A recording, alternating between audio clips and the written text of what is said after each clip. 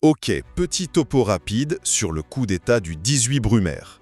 Alors ce coup d'État, c'était les 9 et 10 novembre 1799 et ça a vraiment tout changé en France.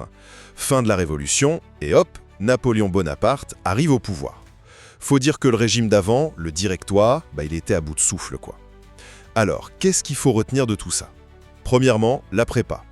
Bon, le Directoire était super faible, du coup, il y a un politique influent, Sieyès, qui se dit « il me faut un militaire pour forcer le changement ». Et qui y choisit? Eh bien Bonaparte, super populaire grâce à ses victoires. Ils inventent une excuse, une fausse menace pour déplacer les députés loin de Paris, à Saint-Cloud. Malin pour les isoler et faciliter le coup de force. Deuxièmement, l'action elle-même. Ça s'est joué sur 2 jours.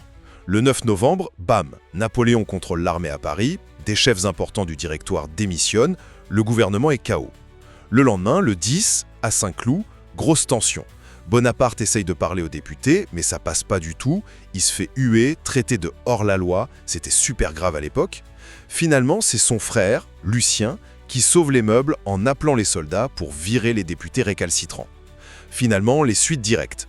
Adieu le Directoire, bonjour le consulat. Alors, en théorie, il y a 3 consuls, mais en vrai, c'est Bonaparte qui mène la danse comme premier consul. On lui fait une constitution pile pour lui, et son pouvoir devient vite assez autoritaire.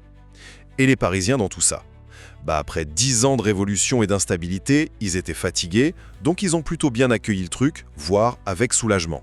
Donc en résumé, le 18 Brumaire c'est ça, fin de la Révolution française et Napoléon qui prend les commandes avec le consulat.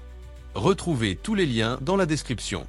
Abonnez-vous pour recevoir les autres vidéos de Wikipodcast.